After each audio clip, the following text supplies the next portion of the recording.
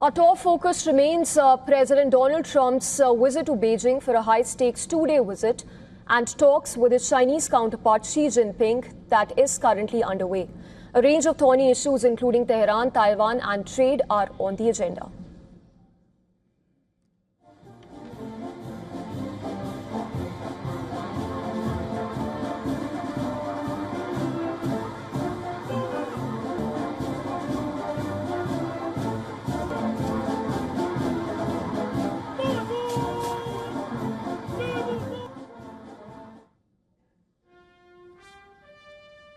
Trump met Xi as China hosted a military reception for the US president at the Great Hall of the People.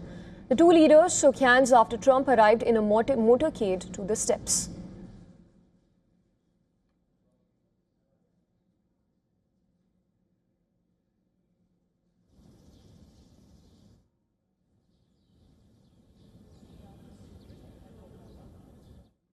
While Trump alongside Xi inspected military honor guards and received a 21-gun salute.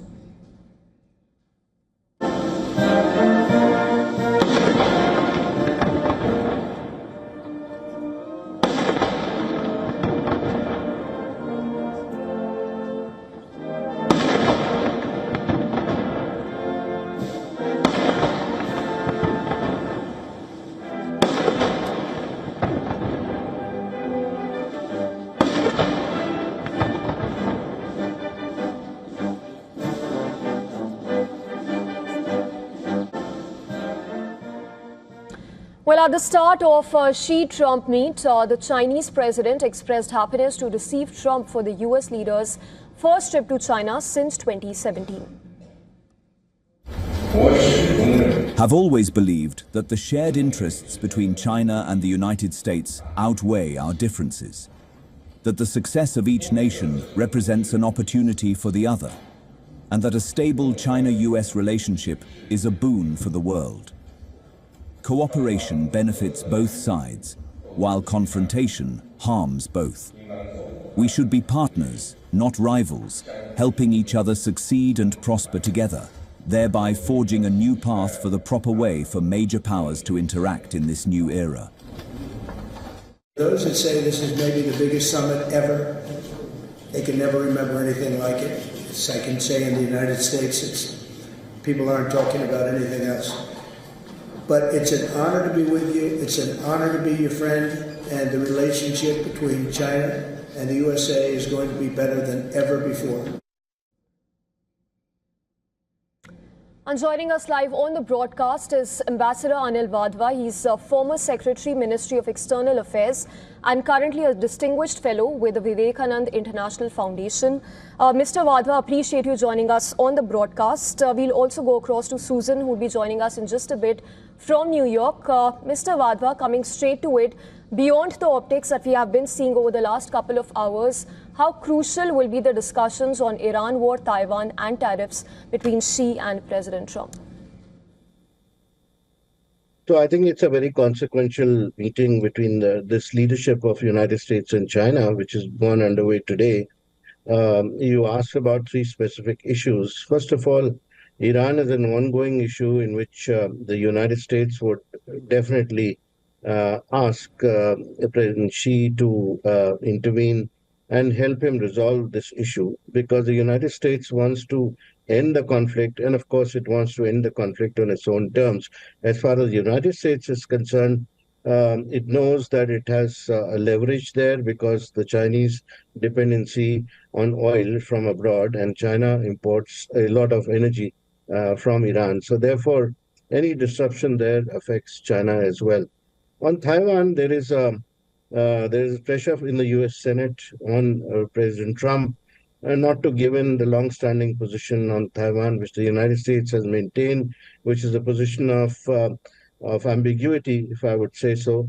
And of course, there is this $14 billion arms sales to Taiwan, which is hanging in the balance. One of the important statements that President Xi made at the opening this morning in Beijing was that this issue must be handled carefully, because otherwise it could lead to conflict between the United States and China. So therefore, the red lines are clear, as far as the Chinese are concerned.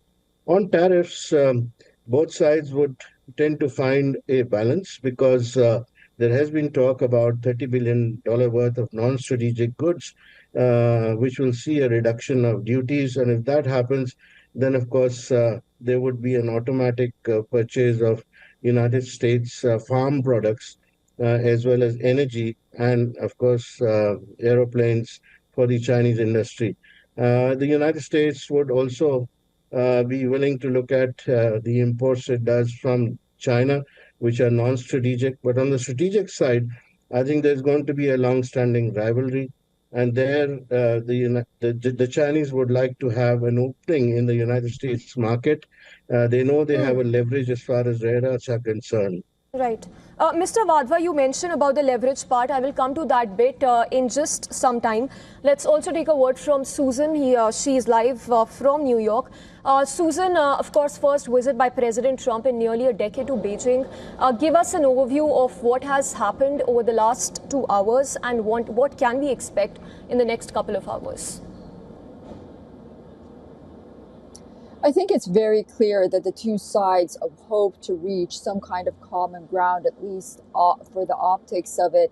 Diplomacy really plays front and center. We saw that grand welcome from Xi Jinping for President Donald Trump, and not only on the tarmac, but also as he entered to start bilateral meetings. It's very important for the United States to try to manage trade ties because China does have a surplus in imports here in the United States. It's an export economy. There's nothing surprising there, but when American businesses want to do business in China, they essentially hit a steel wall. So for President Trump, a good deliverable would be that China opens up its market to more American businesses.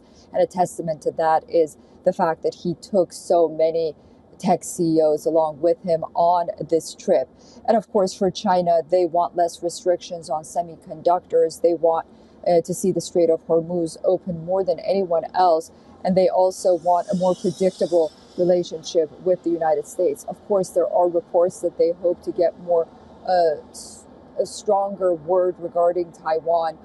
It's hard to imagine that the president would veer away from the strategic ambiguity that the United States has had for so many decades. But on the other hand, there are those, notably in Taiwan, that are concerned that the president may try to find common ground, at least behind closed doors, as the ambassador mentioned regarding that weapons sale, where on the one hand, the U.S. does or doesn't do something with Taiwan, and in receiving from China, something on the Strait of Hormuz and some kind of mediation effort by China regarding the Iran conflict.